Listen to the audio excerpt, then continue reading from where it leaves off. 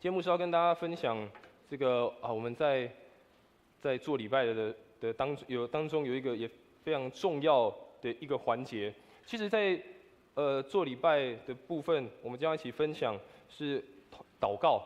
但是我们在第二堂的时候，我们比较好像没有特别一个程序叫做祷告。如果我们参加过第一堂礼拜，你就会发觉在第一堂礼拜呢，它有一个特别的程序，就是它要多一个祈祷。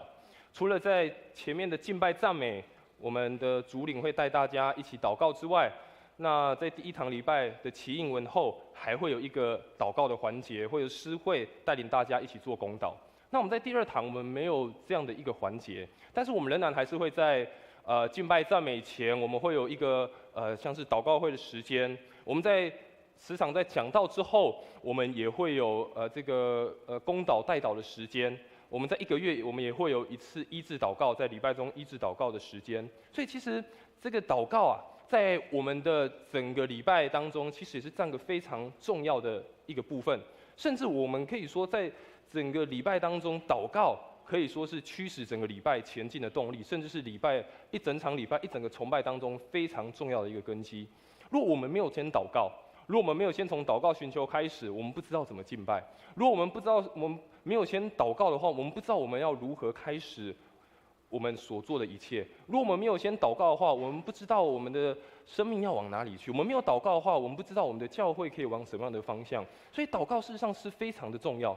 如果没有先祷告，我们所做的每一件事情都是凭人自己的意识，我们都是凭我们自己的感觉在做事。当我们祷告的时候，上帝就动工；当我们不祷告的时候，是我们人在动工。所以，为什么我们在礼拜当中，今天要一起来分享祷告这件事情？它绝对不是只是礼拜当中我们所看到的一个环节，叫做祷告，或是台上人要求我们一起来祷告。实际上，祷告带动甚至驱使了我们整个礼拜的重要性，它驱使我们礼拜一直前进。所以，你可以说，我们在讲道的时候也是一个祷告；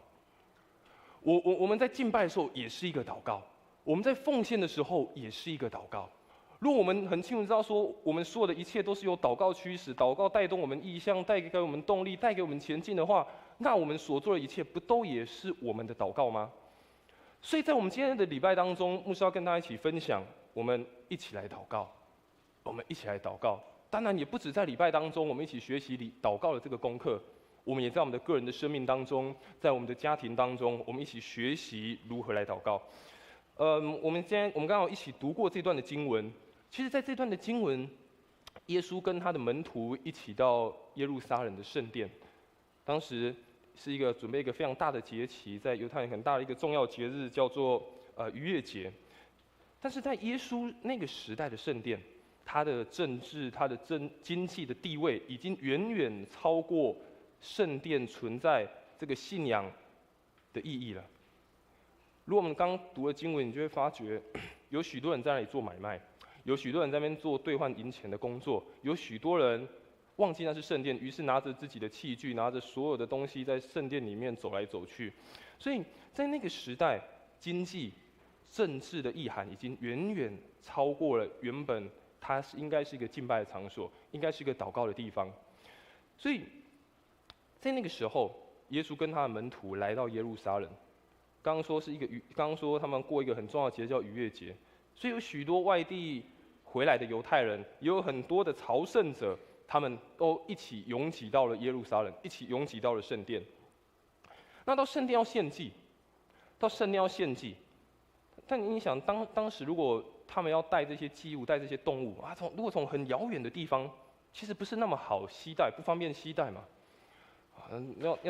要带动物，然后从遥远地方来，然后才到耶路撒冷献祭，其实不是那么的方便。所以在耶路撒冷的圣殿外，就有人做起了买卖祭物的生意，为了让这些朝圣者他们可以买祭物，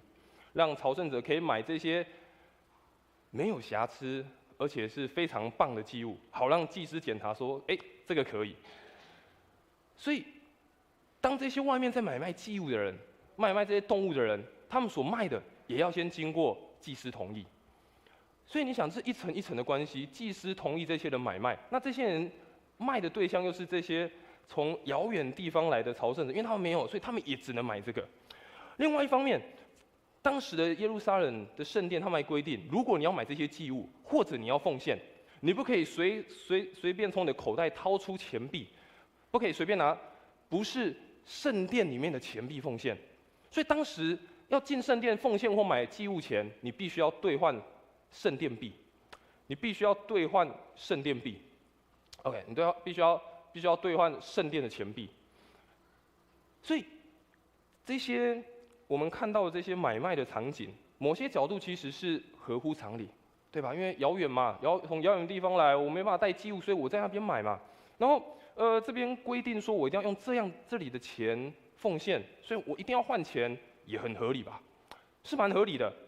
但是我们却看到耶稣生气了。为什么耶稣生气了？其实耶稣他跟他的学生还没有进到那个真正圣殿的那个内部，他们只是先踏进了外邦人院。整个圣殿它有分很多的部分，最外面的叫做外邦人院。既然你一看到外邦人院，你就会想到那个地方是给外邦人，不是犹太人的人可以敬拜的地方。但是你想，就算他不是犹太人，但是他是来做什么的？他也是来敬拜上帝的。但是他们却把这个可以敬拜上帝的空间，把这个可以一起来向上帝祷告的空间，拿来做买卖，拿来做交易的行为，于是剥夺了这些可以敬拜的人的权利，也剥夺这些想要亲近上帝祷告的人的权利。于是耶稣生气了。这是圣殿币那个当时的钱币很多都有印头像那个什么罗马皇帝的头像、谁的头像，当时圣殿币是没有印头像的，所以他们一定要交换成这个。所以耶稣真正生气的，也不是说他们不可以交易或不能换货币，因为那是规定是这样嘛。但耶稣真正生气的是，原本那个地方应该是要可以跟上帝亲近，而且是可以建立美好关系的，失去了原有的样子了。刚说虽然那是外邦人院嘛，虽然不是犹太人敬拜的地方，但那仍然是一个敬拜的场所，那仍然是一个让人可以祷告、寻求安静、寻求平安、向神倾诉自己内心的一个地方。所以原本每一个人都有权利，甚至都可以到上帝的面前，但却被某些人阻挡住了，却被某些人他们自己的利益、被某些人的权利所阻挡住了，以至于没有办法所有人都到上帝的面前向他祷告，以至于没有人都可以真的到圣殿当中来诉说他的内心的需要，所以没有在那个当中，没有人享受平安，在那个当中也没有人享受真正的安静。于是耶稣生气了。我们刚刚读的经文，耶稣就把那些这个兑换钱的这个桌子翻倒，卖鸽子的、卖祭物的翻倒，然后把那些抬着他们的器具人全部都赶出去了。所以让我们透过这个短短的经文再次的思考，我们每一次来到教会我们每一次来到教会，或每一次我们可以跟上帝亲近的时候，或者是我们祷告的时候，我们有没有留下一个美好的空间？我们有没有留下一个美好的空间，是我们可以跟上帝亲近的？还是觉得这一切已经是理所当然？还是觉得我只是带着我的需要来找上帝，带着我想要满足的事情来找上帝就好了？如同这些只想到自己的商人。所以第一个牧师要先跟大家分享，我们一起在学习这个祷告。第一个万民同心的祷告，第一个就是我们要先学习让祷告成为我们复兴的源头。我们先学习让祷告成为复兴的源头，不仅是在说我们的教会，也在说我们每一个人的生命。让祷告成为一个复兴的源头。刚的经文，其实我们读过，刚刚就说到，耶稣把这个圣殿买卖的赶出去，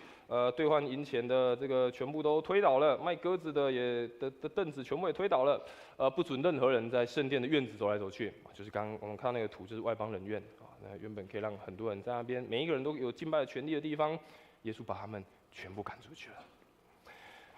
其实我们刚刚有稍稍也有在说到一件事情，是买卖货币或者是祭物本身没有不对嘛，就是规定如此。OK， 那个就是一个在当时必须要做的事情。其实这个合乎情理 ，OK， 但是他们不可以在原本该有属上帝的地方做这样的事情，应该要离开到圣殿之外。当时其实还规定一件事情，为什么耶稣把那些抬杂物的人都赶出去了？当时也规定，就是你只要进到圣殿里面，你就不能拿手杖，你就不能拿手杖哦，不能哑乖啊，不能哑乖啊。然后你也不能随便穿不能穿拖鞋，然后呢，你也不能带钱包 ，OK， 然后呢，也不能这个脚上不能沾灰尘啊，就是要清干净，然后你才可以进到圣殿当中。所以耶稣他做了一件事情，他为什么把这些人赶出去？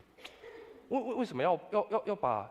这些好像看似合理的事情，把它推到远远的去？其实认真想，有时候我们的内心也会像这个圣殿一样，我们的内心好像圣殿在买卖东西。我们有时候内心很像那个市场这样纷乱，非常的嘈杂，被很多事情占据了，却认为理所当然。我想那些商人他们也觉得理所当然啊，我们以前就这样卖啊，没有人赶我们啊，我们从以前就是这样卖，没有人赶我们。我以前就是这样子跟上帝祷告的，我以前就这么样子跟上帝建立关系的，我以前就是这样子跟上帝讨我要的，这是我的，这是我喜欢的方式，这是我想要的方式，但是却忽略了生命更新的重要。耶稣把这些人赶出去圣殿，也好像再一次的把圣殿该有的空间留下来。当我们同时也忽略了生命必须要被不断更新、不断被调整的重要性，我们的生命可能渐渐衰退，我们也不自知，甚至觉得理所当然，就是这样子。我们必须以祷告不断去更新、恢复我们跟上帝的关系，也更新我们自己的生命，重新调整我们的眼光，重新看待我们生命当中这个空间到底是属于谁的。这些商人觉得是属于他的我这边赚钱合理啊，你就是听我的。你要来这边就是听我的，你要想要在这边然后献祭，你要什么就是听我的，照我的。如果没有达到我心意，你就走吧。我们的祷告会不会是这样？我们的生命态度会不会是这样？神啊，我跟你祷告那么久，你都没有听我的。神啊，我跟你祷告那么多，我做了那么多事情，你都没有回应我。神啊，我还是照我自己的方式做好了。神啊，照我所祷告的给我成就吧。如果我们的生命忽略了我们祷告到底是为什么，我们如果忽略了我们生命真实跟上帝的关系是什么，我们可能慢慢的衰退，我们也不自知啊，觉得这是理所当然的。所以我们必须透过祷告，真的不断的去找到上帝的心意是什么。所以让祷告成为我们生命复兴的源头，也成为我们教会复兴的源头啊。哥林多前书第3章16到17节，保罗这么说：岂不知你们是神的殿，神的灵住在你们里头吗？若有人毁坏神的殿，神必要毁坏那人，因为神的殿是圣的，这殿就是你们的。我们知道圣殿不是只有一个，就是一个建筑物啊，不是一个实体跨海底的建筑物。经文这么说，我们每一个人也是上帝的殿。我们每一个人也是上帝的殿，上帝的灵住在我们里面。若有人毁坏神的殿，神也毁坏那一人，因为神的殿是圣的，那殿就是你们。所以回到一开始说，我们会不会我们的这个殿会不会也是非常的嘈杂？会不会很多人在里面做生意啊？会不会很多人在里面讨价还价？会不会很多人都是照自己想要的，而忘记这个殿是属于谁的？圣殿不会凭空出现啊！圣殿不会凭空出现啊！特别是祷告的圣殿不会凭空出现啊！需要经历建造啊，需要经历付上代价，才有办法看到一个复兴跟一个更新的开始。这也是一个跟上帝更靠近的过程。祷告必须付上代价，亲近上帝也必须付上代价。但在于我们愿不愿意这么做，在于我们愿不愿意在这个新的一年开始，再次跟神说：神，我愿意，求你透过我每一次祷告，每次跟你亲近，每一次敬拜的时候，求你就来更新我，求你让我再一次得到那个复兴的源头，使我的生命是不再一样的，因为我是你的殿，不是属于我的，是我是你的殿。所以愿神赐福我们，让我们透过祷告，透过每一次跟上帝的亲近，再一次建立我们的生命。也愿神赐福我们，那我们每一次祷告的时候，我们也一起建造我们的教会。透过每一次祷告的时候，一起建造我们的家庭。透过我们的祷告，一起建造我们手中所做的每一件事情。我相信每一次祷告的时候，我相信当我们愿意开口向神寻求的时候，神就亲近我们，我们也可以慢慢的去贴近，了解上帝的心意是什么。第二件事情，牧师要跟大家一起分享，就是让祷告成为我们的馨香之祭。让祷告成为我们的馨香之祭。马可福音第11章第17节，耶稣就告诉这些商人，也告诉旁边围观的法利赛人、围观的群众，告诉他们说，圣经记载上帝的话说：“我的圣殿要称作万民祷告的殿，你们却把它变成贼窝了。”耶稣说：“我的圣殿要成为万民祷告的殿，每一个人，不是某些人，不是只有一小群人。”是每一个人都要祷告的殿，所以耶稣说：“你们却把它变成贼窝了。”这个贼，我们看这个华语圣经，觉得就是贼嘛，小偷嘛。其实它原本的意思是强盗，他不是一般的小偷，不是那个闯空门的小偷而已啊，他只是强盗，抢夺的。你们把原本是属神的，原本是应该向神祷告敬拜的地方，去抢夺成为自己的地方。但耶稣说，要让这个地方变成是一个祷告的地方。当耶稣说圣经记载上帝的话是从哪个地方？是从以赛亚，先知以赛亚，以赛亚书第56章第7节，先知以赛亚这么说：“我必领他们到我的圣山，使他们在我的祷告的殿中喜乐，他们的燔祭和祭物，在我的坛上必蒙悦纳，因为我的殿必称为祷告的殿。”您看到以赛亚怎么说？他说：“神带领我们到他的圣山，使他们在我的在他的殿中向他祷告，而且祷告还得到什么？得到从神而来的喜乐。”你看，上帝引领我们到他的面前，向他祷告，并且在祷告当中得着喜乐。而且他说，他的燔祭和祭物，实际上在这个原本意思，它是指在燔祭和平安祭当中。所以你看到，透过祷告，从神得着真实的平安、真实的喜乐，而不是内在声音的繁杂、内在声音的嘈杂。而且神说，这样的祷告得他的悦纳。他的祷告，他的万民，他的殿要成为万民祷告的殿，就是我们每一个人都成为那个祷告的人。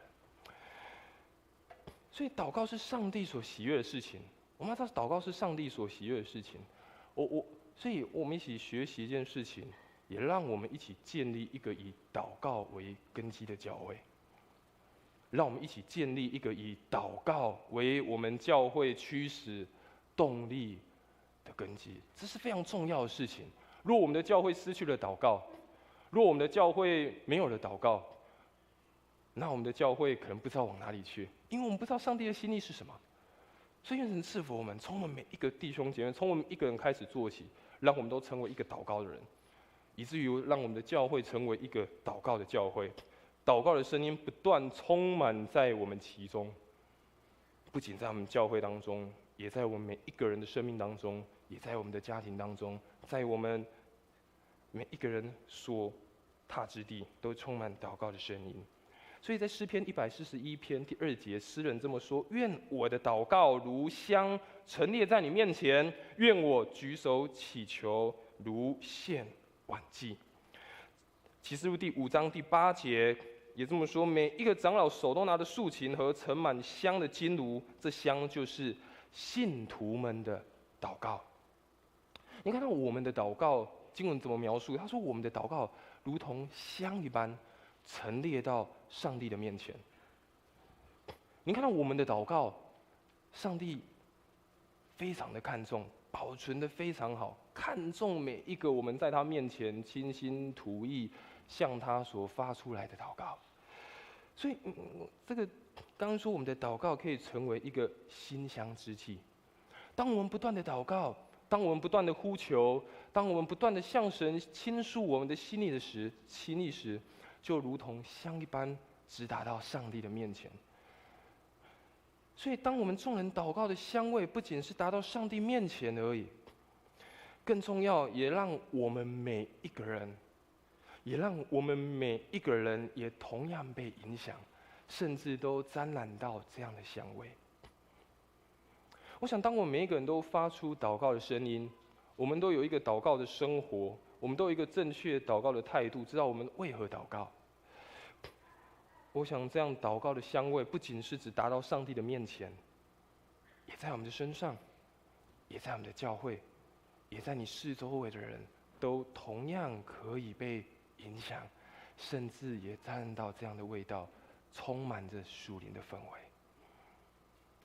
所以，愿我们的祷告也成为一个馨香的祭，达到上帝的面前；也愿我们的祷告成为一个美好、非常芳香的香味，让我们四周围也可以感受到上帝美好的恩典。天上牧师要跟大家分享的是，万民同心的祷告，就是让我们的祷告也成为是一个祝福的时刻。它不仅是馨香之祭，不仅是一个味道，也是一个充满祝福的时刻。它也是一个充满祝福的时刻。历代志下第6章19到20节，经文这么说：唯求耶和华我的神垂顾仆人的祷告祈求，俯听仆人在你面前的祈祷呼吁，愿你昼夜看顾这殿，就是你应许立为你民的居所。求你垂听仆人向此处祷告的话。经文这样子告诉我们，他说：愿神你在昼在夜，白天晚上，在每一个时刻都听我们的祷告，垂听我们的祷告，垂顾我们的祷告，俯听我们在他面前的呼吁。代表我们每一次祷告的时候，神是与我们同在的；代表我们每一次祷告的时候，神就临在我们的生命当中。而当神临在我们生命当中的那个时刻，那是一个充满祝福、充满恩典的时刻。所以特别我们在牧师刚刚有讲到，我们在礼拜当中，我们有很多可以祷告的时刻，我们有很多可以参与祷告的时刻。特别我们在礼拜当中。我们在礼拜当中，第一个我们会经历到的就是我们在礼拜中我们会有公祷，我们在礼拜中会有公祷。那其实公祷简单来讲，就是礼拜中会有一个带领者带大家一起为某些事情祷告。比如刚牧师说，在第一堂可能就是那个司会者带大家祷告啊，也有可能是这个台前带敬拜的主领带大家一起公祷，为了某些事情一起参与。那这个时候，当我们一起在公祷的时候，有人带领嘛，不是我们自己祷告，但是在那个时刻，我们仍然可以一起回应。我们可以一起回应什么？我们可以一起回应阿们，就是神愿这个祷告来成就。我们也可以一起回应，在公祷当中，我们也可以在一起回应哈利路亚，神啊赞美你。我们也可以在公祷当中，我们也可以回应感谢主。在公祷的过程当中，我们也会发觉台上带领我们祷告的时候，我们发现这个祷告的话语、祷告的言辞，可能也是上帝正在对我们说话，可能也是上帝正在对我们每一个人的提醒。那是一个祝福的时刻，那是一个恩典的时刻。所以我们在礼拜当中的祷告，有一个是公祷，有一个是公祷的时刻。而在礼拜当中，我们也会有私祷的时刻。当然，私祷也不见得在礼拜当中。你回到家中，你回到个人地方，你也会有自己私祷的时候，就是你自己个人祷告的时刻。你会有自己个人祷告跟上帝亲近的时刻。我想这个是一个非常充满关系式的祷告，就是你在跟上帝建立关系啊。你自己的祷告就是你在跟上帝建立关系。所以不论是开心、忧愁，或你觉得困难、觉得不知道向谁说的，你都可以在上帝的面前来向他倾诉。所以特别牧师要说，特别我们在礼拜的时候，当然私下你不会去在意别人的眼光嘛，你自己在家里面，你祷告你不可能还东看看西看看有没有在看我，不会。但通常我们在教会有时候，比如说台前的敬拜主领哈，或者是这个牧师有时候邀请大家，我们一起开口来祷告，为了某些事情来祷告。个人要祷告的时候，有时候我们会害怕，害怕什么？哎，我这样开口祷告，旁边人听到我祷告，有点不好意思啊。我开口祷告的时候，会不会旁边人在听我祷告什么？我祷告的时候，会不会我祷告错了，然后旁边人笑我？其实不要在意别人的眼光，不要忘记那是你自己跟上帝的关系，那是你自己跟上帝的关系，让上帝的同在成为每一次祷告最重要的事情，让上帝的同在成为你每一次祷告最重要的事情。不论在公祷的时候，或自己在祷告的时候，让上帝的同在是最重要的事情，是我们自己的内心跟上帝最亲密的时刻。所以每一次祷告，经文刚刚告诉我们，神都与我们同在。不论是公祷，不论是私祷，或者是你为别人代祷的时候，那都是一个祝福的时刻。当每一次祷告的时候，都带下上帝的祝福。所以我们每一次的祷告，特别在我们每次主日、每一次礼拜的时候，每一次的聚会，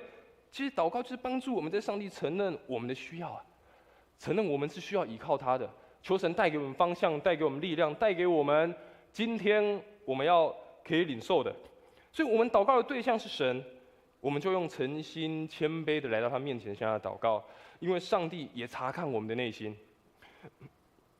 所以我们就用一个真诚、真实的心来向他来祷告，上帝也必照他的旨意来成全。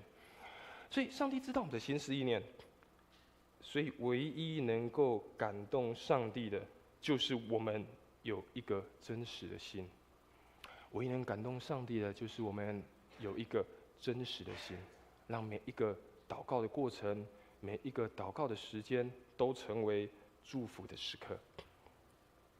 所以牧师也再一次邀请大家，鼓励大家，我们在第二堂礼拜前一开始10点50分，在开始的时候，我们都会有一个祷告的时间。好像在10点50开始，我们都有一个祷告的时间，类似一个像祷告会的时间。牧师要邀请大家，在10点50的时候，你就可以来到教会，先用祷告作为今天礼拜的开始，用祷告作为你今天一整天要来敬拜神的开始。不要就是慌这个匆匆忙忙啊，然后就时间到赶快跑，而是可以早一点来到上帝面前寻求神啊，今天我再次来到你面前。求你安静我的心，求你对我说话，求你来感动我，求你来提醒我。另外，牧师也邀请大家，在礼拜5晚上，我们有全教会的恩典时刻的祷告会。礼拜晚上7点50分，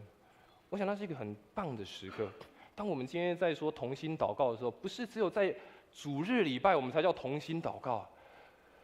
在周5的时候也是一个很棒，全教会可以一起聚集、一起同心祷告的时刻。为了很多不一样的事情，为了很多不一样的事项，我们可以聚在一起，